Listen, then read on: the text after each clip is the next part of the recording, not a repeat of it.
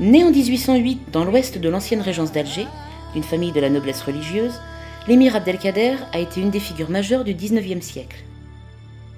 Alors qu'il se prépare à épouser une carrière de lettré, le débarquement en juin 1830 des troupes françaises à Sidi Ferrouche en décide autrement.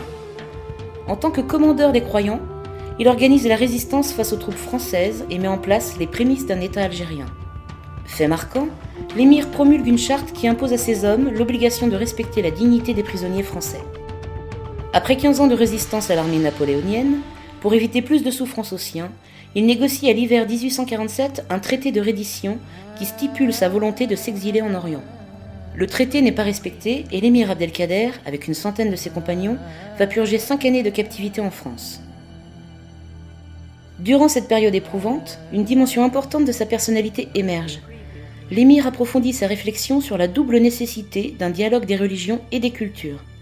Il est finalement libéré en octobre 1852 par Napoléon III et quitte la France pour l'Orient. Décembre 1852, la ville de Lyon prépare les festivités des Lumières et plus particulièrement l'inauguration de la Vierge dorée. Mais les intempéries retardent la mise en place de la statue. Le 12 décembre, la Vierge est déposée sur le clocher de la basilique de Fourvière, au moment où l'émir Abdelkader entre dans la ville de Lyon à bord d'un bateau à vapeur, le Parisien numéro 1.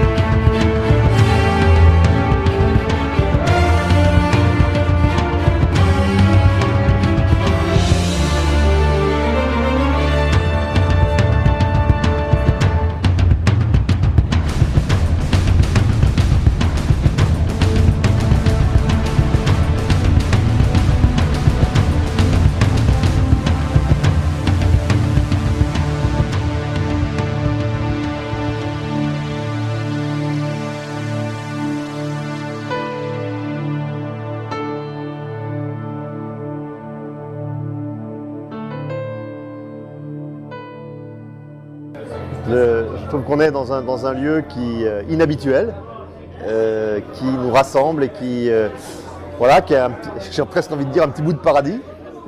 C'est quand on est avec des gens qu'on aime, et voilà, et on ne peut être que bien. On oublie un peu toutes les pesanteurs de l'existence, même s'il ne faut pas les oublier trop longtemps.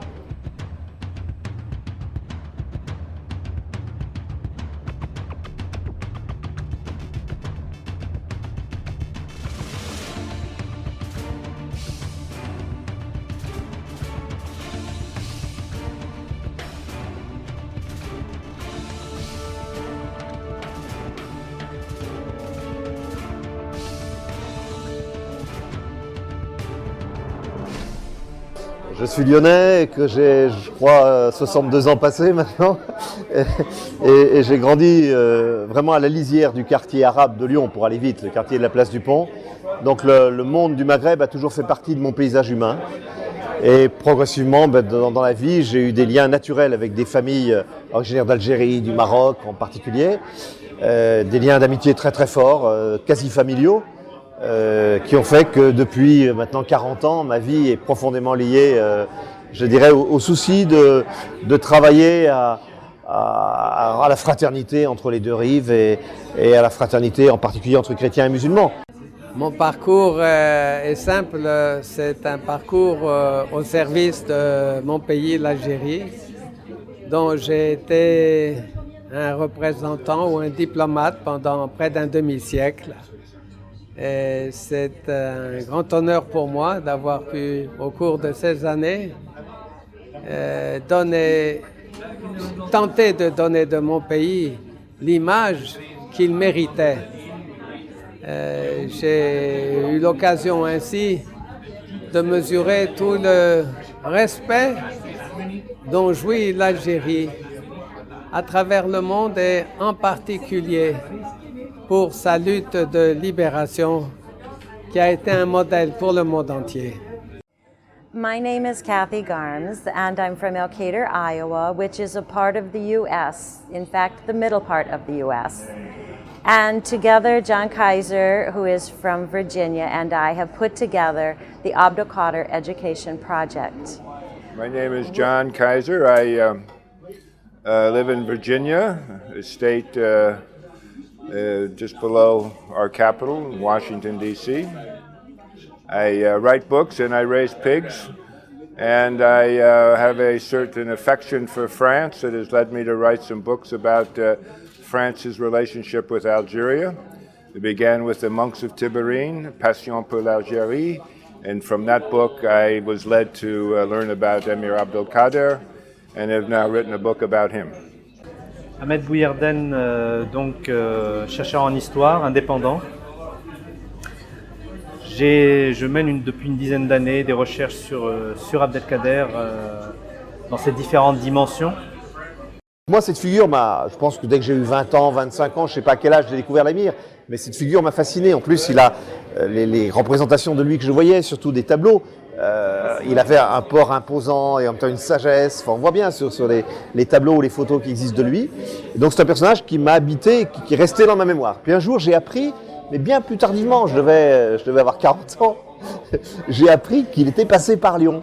Et qu'en plus, il était passé par Lyon le jour où étaient nées les illuminations en honneur de la Vierge Marie au moment de la fête de l'Immaculée Conception. Mon intérêt pour l'émir n'a rien à voir avec la biologie ou ce lien familial. Il a à voir avec une adhésion profonde de ma part et de beaucoup d'Algériens au message de l'émir Abdelkader. Et les véritables descendants de l'émir aujourd'hui sont ceux qui partagent ces valeurs par lesquelles l'émir Abdelkader a honoré son pays. Valeurs en termes de combat contre la colonisation, valeurs en termes de promotion du droit humanitaire international, valeurs en tant que promoteur des droits de l'homme, valeurs en tant que défenseur du dialogue interreligieux. C'est toutes ces raisons qui ont fait que j'ai pour l'émir une profonde admiration que je partage avec un grand nombre d'Algériens, et j'ai pensé qu'il m'incombait de contribuer à faire connaître cette image par les Algériens et surtout de décoloniser notre histoire, de permettre aux Algériens de voir leur histoire avec des yeux d'Algériens et pas à travers les yeux des Français.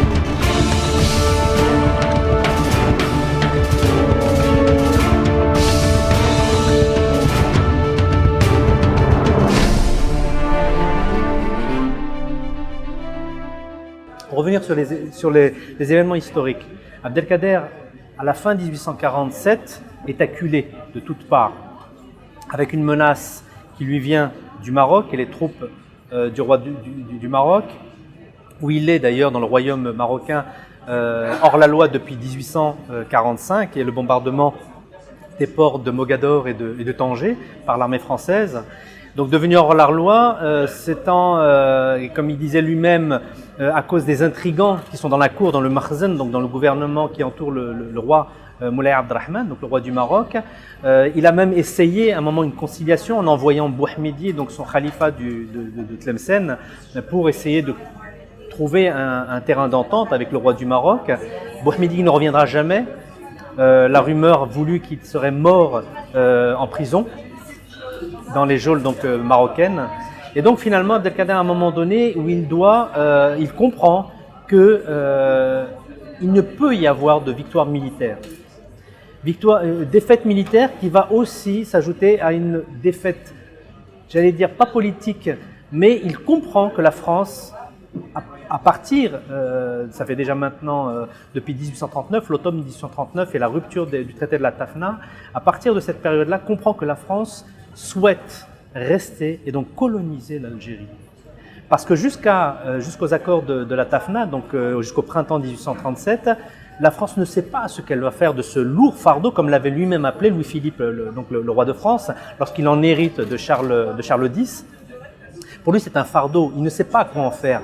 Parce que la conquête de l'Algérie est un aliment de discorde avec les Anglais, alors que précisément Louis-Philippe a une volonté de remettre en place cette entente cordiale avec les Anglais, la puissance britannique, et en même temps, il ne sait pas si ce territoire est intéressant sur le plan matériel, j'allais dire tout simplement. Et donc c'est pour ça que à partir de 1839 et la rupture de la Tafna, la France, le parti coloniste, les partis politiques ou l'opinion publique acceptent l'idée de coloniser l'Algérie. Elle ne devient plus uniquement une terre d'exercice militaire, mais une terre de colonisation, et elle va devenir ce qu'on appellera une extension de la France, pour finalement devenir en 1848, à la fin de 1848, des départements français. Donc Abdelkader, à la fin de 1847, est conscient que le destin de sa terre natale est lié, et pour encore un certain temps, qu'il ne peut pas déterminer à la France. Alors, il est normal que les Français qui avaient consacré 17 ans de lutte pour coloniser l'Algérie puissent crier victoire lorsqu'en décembre 1847, il y a eu l'accord de cessation des hostilités signé par l'émir avec le général de la Mauricière. Il est normal que les Français aient dit que l'émir s'était rendu, qu'il avait capitulé. Il fallait qu'ils valorisent auprès de leur opinion publique l'action de leur armée pendant de si longues années où, avec 130 000 hommes, ils n'ont pas réussi à défaire une armée de quelques dizaines de milliers d'irréguliers dirigés par l'émir, mais qui défendaient leur pays. Ce qui n'est pas normal, c'est que des Algériens voient l'histoire de leur pays à travers des yeux étrangers, à travers des yeux du pays qui les a colonisés. C'est pour ça qu'il est important que les Algériens sachent que l'émir ne s'est pas rendu, qu'en 1847, en décembre 1847, lorsqu'il s'est trouvé confronté à un détachement de ce pays après avoir été pourchassé par les Marocains et obligé de traverser la Moulouya en crue avec toute sa famille, la Daïra qui était sa famille, s'est trouvé confronté à un détachement de ce pays dirigé par un collaborateur local de l'armée d'occupation. Ce que ce collaborateur local n'avait pas prévu, c'est que les spahis, voyant l'émir, ont voulu lui faire acte d'allégeance et qu'ils ne voulaient plus le combattre. L'émir, à ce moment-là, il y a eu un blocage, si vous voulez, il n'y a pas eu de combat, ils ont été obligés de négocier. Et pour résumer la situation, l'émir a chargé 2 ambassadeurs avec ce commandant des spahis, Boukhouya. Il les a chargés de porter un document officiel au général de la Mauricière, qui était le commandant en chef des troupes françaises. Dans ce document, qui était revêtu du cachet de l'émir. L'émir disait qu'il demandait une garantie sans laquelle, et je cite les mots de l'émir, sans laquelle il ne cesserait pas les combats. Une garantie sans laquelle il ne cesserait pas les combats. La garantie avait deux parties. Une partie, c'était le laisser-passer, la protection de tous ces khalifas et de tous ceux qui l'avaient soutenu en Algérie, et le sauf-conduit pour tous, et la possibilité de retourner dans leur foyer. Et deuxièmement, l'engagement que lui et sa suite pourraient aller soit à Alexandrie, soit à Saint-Jean d'Acre. Le général de Lamoricière ayant reçu ce document officiel, il lui était demandé d'apposer sa signature sur ce document, il l'a fait. Il lui était demandé d'apposer le cachet de la France, il ne l'avait pas. Il a donné à l'émir son épée qui a été portée par ses ambassadeurs et le commandant du détachement de ce pays. Ils ont porté l'épée de Lamoricière à l'émir. Donc on aurait pu penser aussi qu'Abdelkader allait peut-être se laisser mourir en martyr. Parce qu'il avait ce choix encore. C'est-à-dire d'aller jusqu'au bout et de mourir le sabre à la main. Mais là où Abdelkader est intéressant, c'est qu'il accepte l'épreuve de la négociation. Et c'est autrement plus courageux d'accepter une négociation, en tout cas selon mon point de vue, que le fait de se laisser mourir en martyr. Et là, on aurait eu effectivement un Abdelkader martyr, et donc le symbole suprême de l'homme qui a résisté à la conquête. Mais j'allais dire, l'intérêt pour ceux qui s'intéressent de près à la vie d'Abdelkader, c'est qu'il va survivre à cette conquête, il va survivre à sa défaite, et il va donc négocier un traité de reddition, mais qui était conditionné. Je l'ai dit, Abdelkader aurait pu continuer à combattre, il aurait pu aussi fuir par le sud. On sait que dans la région de l'est du Maroc, il avait toutes les tribus des Beni Snassen notamment qui lui étaient encore fidèles.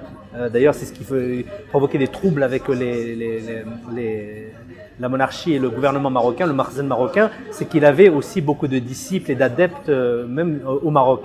Il aurait pu continuer à combattre un certain temps, il aurait pu fuir, se déplacer par le sud et continuer le djihad dans le sud, donc à la lisière du Maroc, mais plus au sud, mais il fait le choix de la reddition.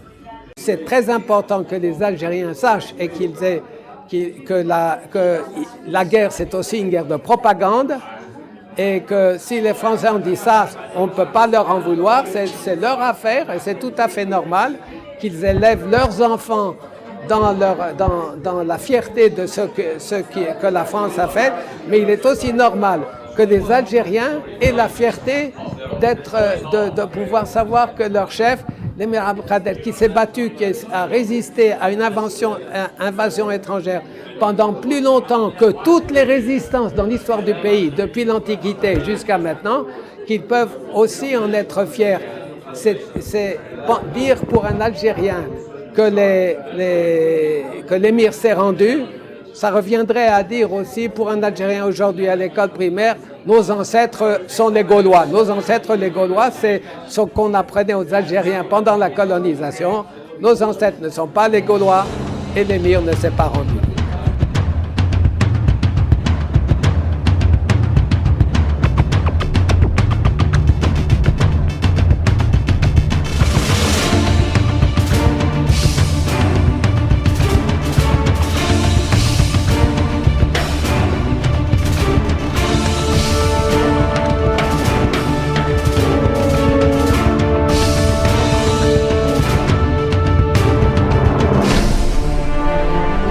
Alors, il y a beaucoup de points d'interrogation sur l'histoire d'Abdelkader, il y a beaucoup de sujets de polémique en fait. Alors la question de l'adhésion à la franc-maçonnerie en est une.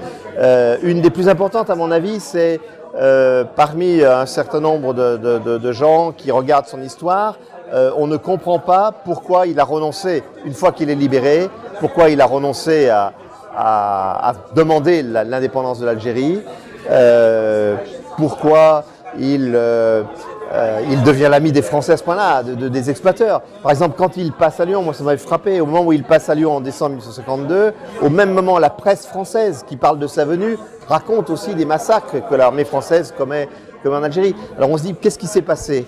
Alors, je pense qu'on a besoin de se mettre encore une fois dans l'esprit de l'époque et pas dans notre esprit à nous, avec notre idéologie. Abdelkader a compris que la lutte n'était plus possible et que sans doute pour lui, d'une certaine manière, de la même manière que l'Empire ottoman s'était imposé pendant 4 siècles sur le Maghreb ou une grande partie du Maghreb, et bien de la même manière, c'était le mystère de la volonté de Dieu, mais voilà, les Français prenaient possession de son pays et qu'on ne pouvait plus résister à cette colonisation-là. Donc il choisit à ce moment-là de retourner à sa prière, à ses études. Il va même interdire à ses fils d'aller combattre. Il y en a un qui va désobéir, qui va aller combattre et qui sera tué d'ailleurs. Hein. Il y en a un autre qui ira se battre contre les Français au Maroc. Hein. Mais lui-même ne veut pas qu'on continue à se battre.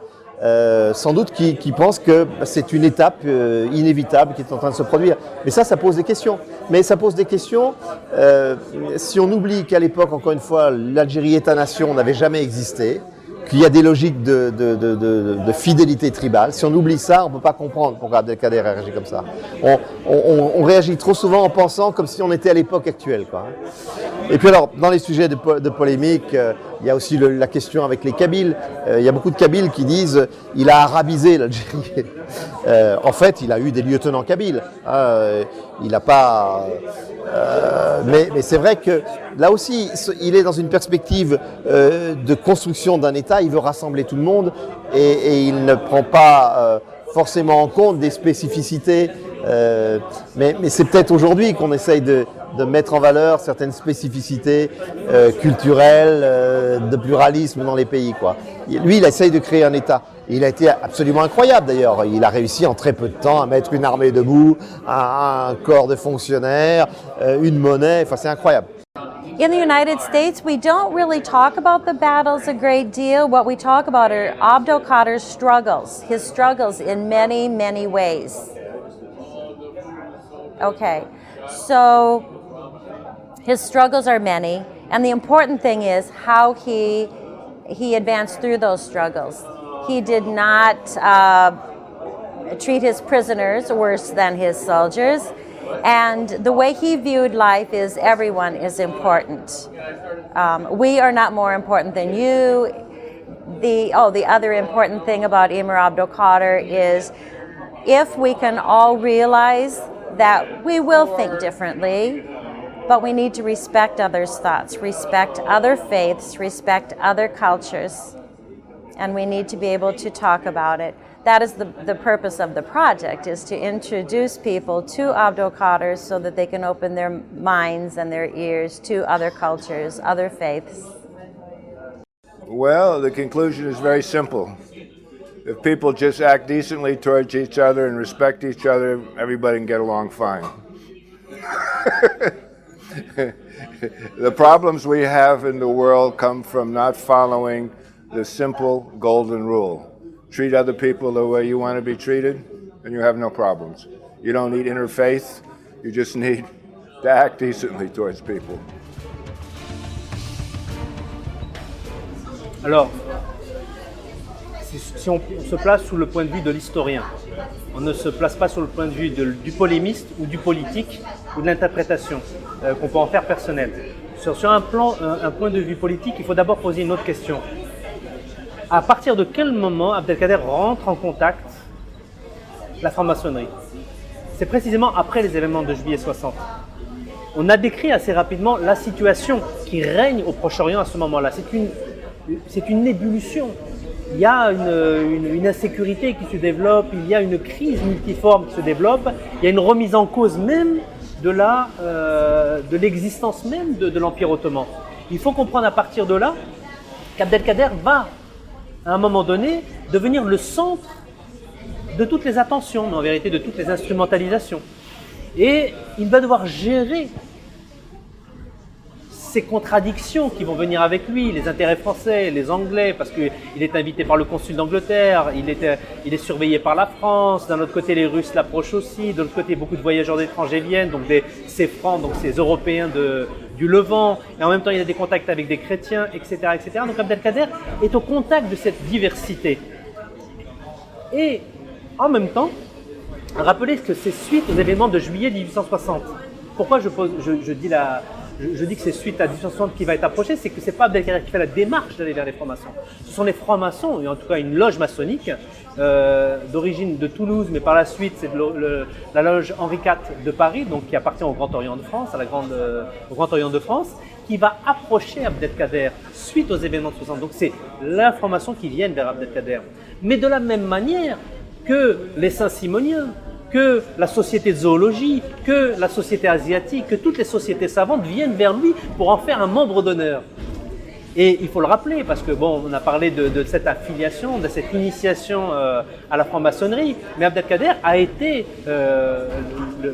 un membre d'honneur de beaucoup de sociétés, de cénacles à l'époque. Il y a des choses à raconter, mais pour revenir juste à la franc-maçonnerie, donc c'est une démarche de la franc-maçonnerie vers Abdelkader. Abdelkader découvre des francs-maçons pour la première fois de sa vie. Il avait lui-même, comme il le dit, j'avais des préjugés autrefois sur vous, mais je vois que parmi vous, il y a aussi des gens bien. Je résume en gros. Et évidemment, ce qui l'intéresse, c'est non seulement ce que cette franc-maçonnerie, et là il faudrait redéfinir de quoi parle-t-on. La franc-maçonnerie de 1860 ne sera plus la même en 1877. Donc, quand on parle de la franc-maçonnerie en 1860, on a affaire à une fraternité, une voie spirituelle, occidentale, née en Occident, avec un rituel initiatique.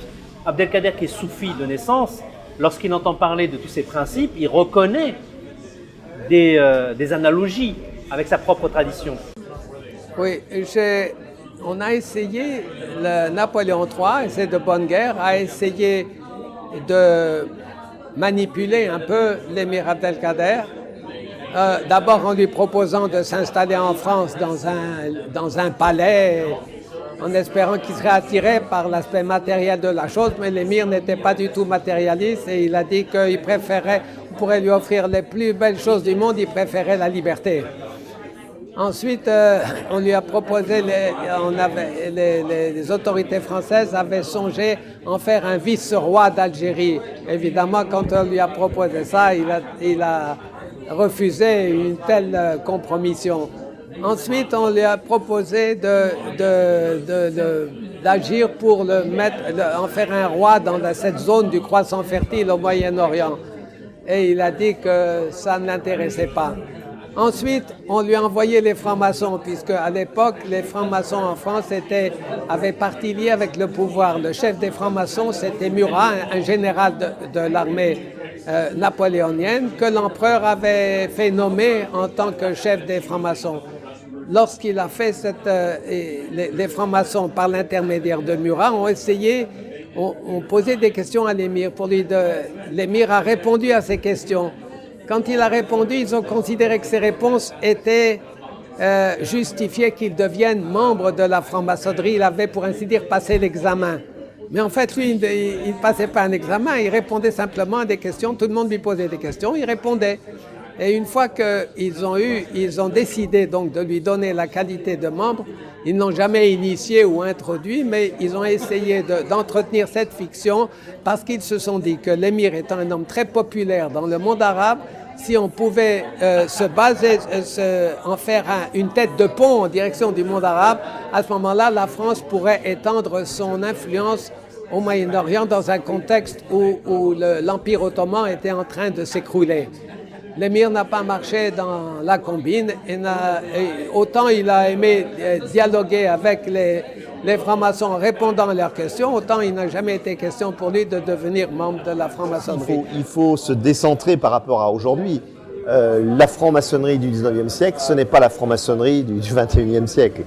Il y a toute une franc-maçonnerie qui est encore déiste à l'époque, c'est-à-dire qui continue de dire que Dieu est le grand architecte de l'univers, qui fait référence à Dieu. Ce n'est pas une franc-maçonnerie qui rejette l'idée de Dieu. Ensuite, à la même époque, il y a plein de grands savants religieux musulmans de l'Empire ottoman qui sont francs-maçons. Par exemple, un des grands personnages qu'on appelle quasiment le père du mouvement réformateur au XIXe siècle, qui est Al-Afrani. Al-Afrani était lié à la franc-maçonnerie. Et un certain nombre d'autres, de chiites soufis par exemple, de l'Empire ottoman, avaient adhéré à la franc-maçonnerie. Pourquoi ? Parce que la franc-maçonnerie se présentait comme une fraternité universelle, et qu'elle proposait un travail sur soi et de réflexion philosophique. Donc ça ne paraissait pas contraire à des grands idéaux de l'islam et en particulier aux idéaux soufis. Il y avait des ressemblances. Abdelkader, en fait, est approché, c'est pas lui qui demande à rentrer à la franc-maçonnerie, il est approché par les francs-maçons après avoir sauvé les chrétiens en 1860, parce que les francs-maçons, ils cherchent à l'époque aussi à étendre leur influence dans le monde. Ils voient que tout le monde félicite Abdelkader, ils voient en lui une grande figure universelle, donc ils ont envie de l'avoir avec eux. Donc ils vont lui proposer l'adhésion. Il y a un échange de correspondance. Et comme je disais tout à l'heure, Abdelkader était d'une gentillesse extrême pour les gens dont il pensait qu'il lui voulait du bien. Donc il ne dit pas non. Et il accepte plus ou moins, sans trop savoir sans doute ce qu'est à l'époque le Grand Orient. En revanche, plus tard, il va se détacher. Il va se retirer. Mais donc il y a une période de lien. Adhésion, c'est beaucoup dire. We need more people like him. He made a very elementary distinction. When the mob was at his door, knocking on his door, saying, "Give us the Christians," and he says, "No, these are my guests. They're under my protection." "Yes, but you kill Christians. He said, "Well, yes, I did, but those were different Christians. They were ones who attacked my country. These people have done nothing. They are innocent. And you are idiots because you don't even know the law. You act like animals who just react to grass and water. Get out of here." The Quran, as you know, says that he who kills one innocent person kills all of humanity. So he was doing what the boss upstairs required, and he did what humanity required. And so he did what his faith required him to do, but he had the courage to do it.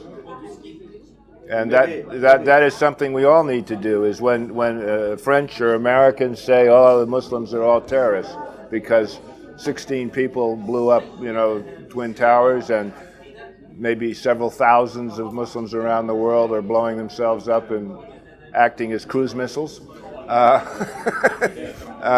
So now we paint all Muslims as being terrorists. It's just as stupid as these people knocking on the emir's door.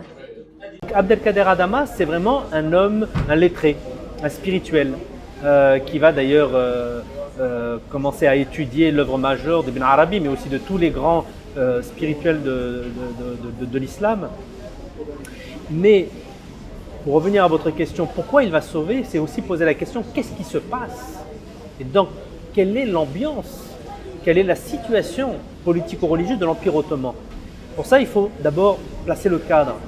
Au XIXe siècle, l'Empire ottoman n'est plus un empire craint comme autrefois. C'est un empire qui est en crise, une crise multiforme. Une crise qui est d'autant plus aggravée qu'il y a ce qu'on appelle déjà à l'époque la montée des nationalismes, mais aussi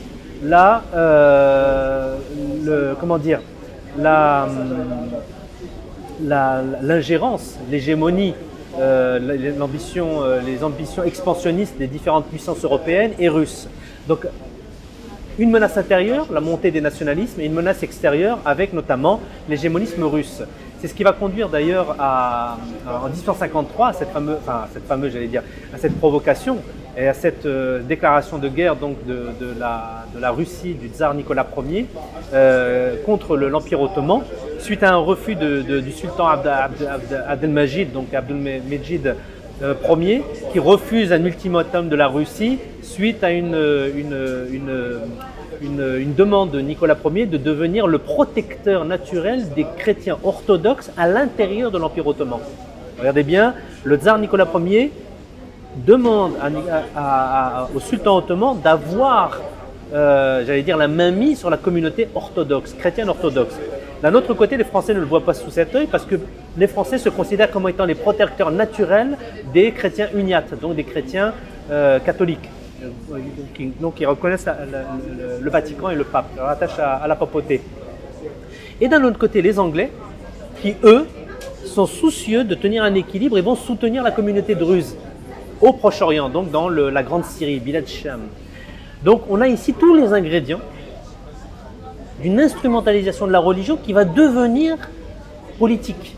Donc quand on parle du massacre des chrétiens de 1860, il faut bien rappeler que ce n'était pas une guerre de religion, une émeute religieuse, mais bien des enjeux politiques et surtout géostratégiques qui ont lieu à cette époque-là. Et si on ne comprend pas ces enjeux politiques de cette époque-là, on aura tendance à ne retenir qu'il y avait d'un côté des musulmans et des druzes contre des chrétiens, alors que ceux qui ont été visés, c'était essentiellement des chrétiens maronites qui étaient considérés par les Français comme étant des Français de cœur, très important de le souligner, et sur lesquels d'ailleurs des églises chrétiennes maronites de l'époque, on avait un drapeau français qui flottait.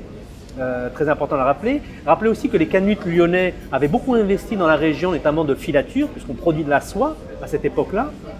Tout ça pour dire qu'il y avait une politisation des espaces urbains, des espaces religieux, et il n'y avait même plus, sur le plan urbanistique, notamment depuis la proclamation du Hati Humayun de 1856, suite au traité de Paris, justement à la fin de la guerre de Crimée, qui va imposer à l'Empire ottoman de favoriser ces sujets chrétiens plus que n'étaient les sujets musulmans des empires chrétiens, notamment en Algérie. Donc on demande à l'Empire ottoman de faire beaucoup plus et beaucoup mieux que les Européens ne faisaient. Donc une pression des Européens pour relever la condition des chrétiens d'Orient.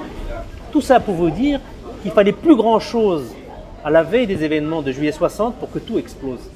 Et donc avec des hommes en armes, avec un de ses fils en particulier, Abdelkader va sauver les consuls européens et il va sauver les chrétiens de Damas, en particulier les chrétiens maronites, mais aussi les chrétiens latins. Et alors du coup, ce sauvetage par l'émir va avoir un retentissement mondial. D'abord, il a sauvé tous les consuls, aussi bien le consul russe que le consul américain, que le consul français, etc. Et donc, c'est Mère Teresa tout à coup. Et tout le monde va le décorer. Il va être décoré de l'ordre de Pie IX, le pape. Il va être décoré par le président des États-Unis. Il va être décoré par, bien sûr, l'Empire britannique, par le tsar de Russie. D'où les photos qu'on a de lui, où il a une collection de médailles impressionnante.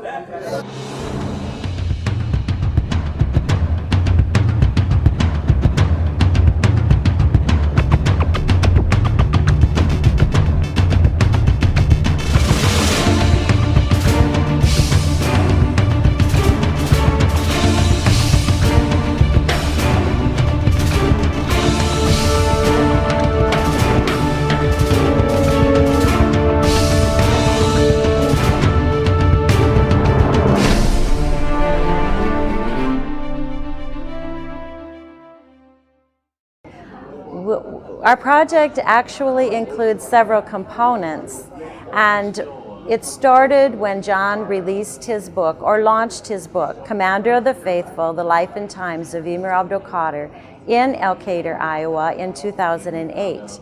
In 2009, we decided that, and the community decided that, Abdelkader was an important topic of conversation, and why not share it? So we decided to share it with the students in Elkader, Iowa.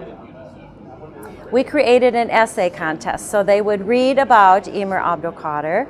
In fact, John's book was the first that we had in English to learn about Emir Abdelkader. I neglected to say that Elkader actually was named after Emir Abdelkader in 1846 by an attorney from the East Coast who happened to be well versed in what was happening in the world. Abdelkader gained great fame, and the people who founded Elkader decided that if they could adapt a word that was easier for the people in that part of the world to say, they would do it. So instead of Emir Abdelkader, they named the town Elkader. Il a été vraiment un défenseur de l'islam dans sa véritable dimension de religion, empreinte d'humanisme, d'ouverture, de dialogue avec les autres religions révélées. Et de ce point de vue, il a fait beaucoup de déclarations qui pourraient servir de source d'inspiration aujourd'hui. Par exemple, il a dit, en parlant des extrémismes dans nos propres rangs parmi les musulmans, il dit, quand on voit, il a dit, le tort qu'on a pu faire aux lois d'origine religieuse est imputable, malheureusement, beaucoup plus par ceux qui ont voulu les promouvoir par des moyens inappropriés que par ceux qui les ont combattus. C'est-à-dire qu'aujourd'hui, appliqué dans le cadre d'aujourd'hui, des extrémistes qui invoquent l'islam pour justifier leur extrémisme, en fait, ils font plus de tort à l'islam que ceux qui combattent cet islam, et ils alimentent l'islamophobie auquel certains de nos compatriotes sont exposés. Comme aussi l'émir avait dit que quand on voit des gens d'une perception limitée qui ne voient dans l'islam que la rudesse, la barbarie et la violence, c'est alors le moment de demander à Dieu de nous donner la patience pour se réfugier en Dieu pour trouver la patience nécessaire. C'est-à-dire que là aussi, il y a un enseignement que face aux campagnes d'islamophobie, aux films qui prêchent la haine contre l'islam, la réponse sous forme de violence et de destruction ne fait qu'alimenter cette islamophobie, et qu'il faut arriver à savoir raison garder et ne pas répondre à cette violence morale par la violence physique. Neither one, exactly. He's very similar to an American general, Robert E. Lee, who was from Virginia, fought the North for 4 years. After 4 years, he was a man of the book, a man of God who always wanted to do the right thing. After 4 years, he realized to continue fighting was useless, would cause just needed suffering, it would serve no purpose. And in many ways, Abdelkader had the same spirit.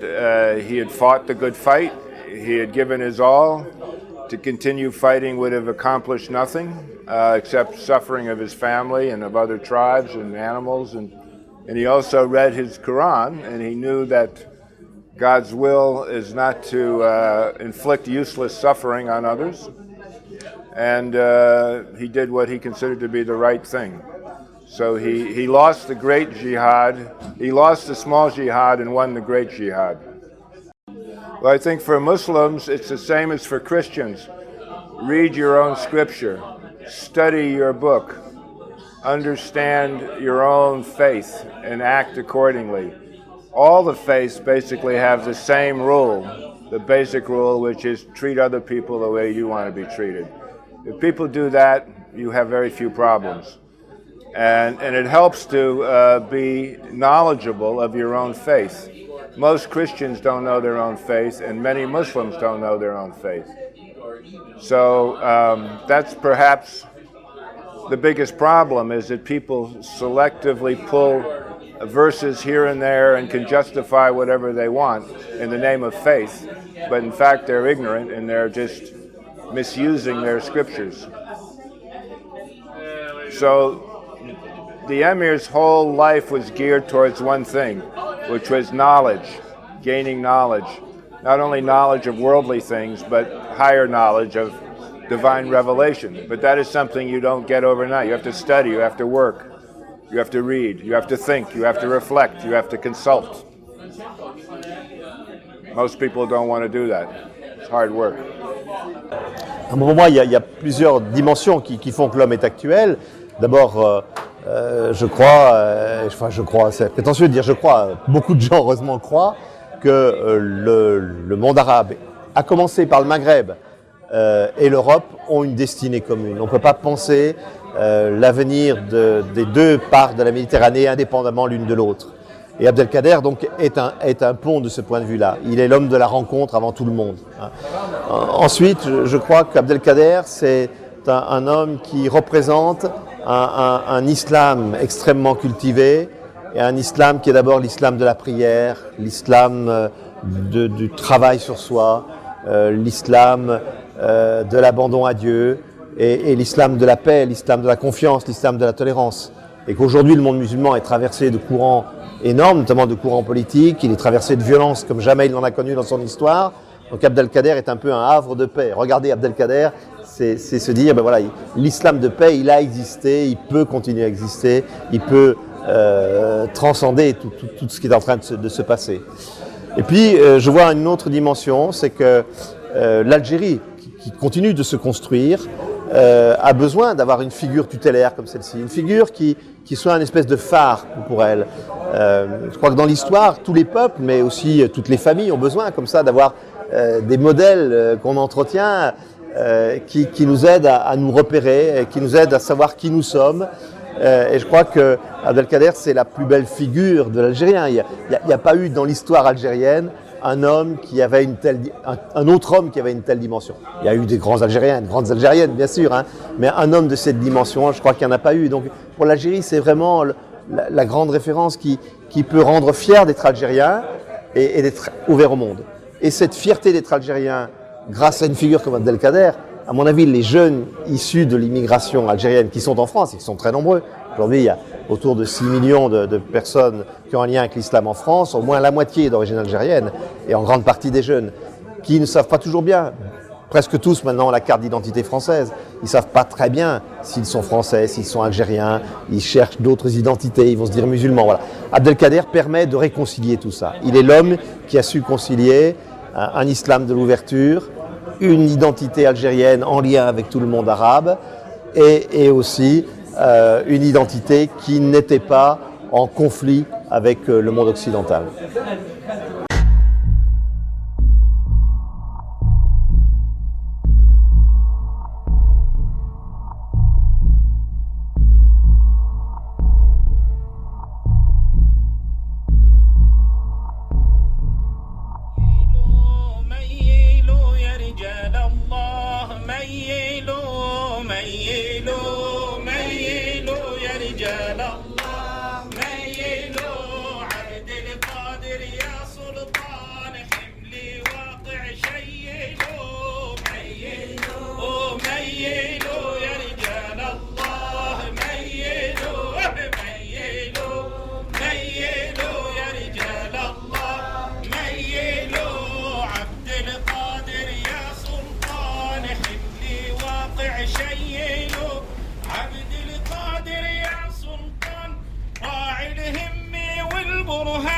عبد القادر يا سلطان راعي الهم والبرهان وقت الشد صار محان والعلا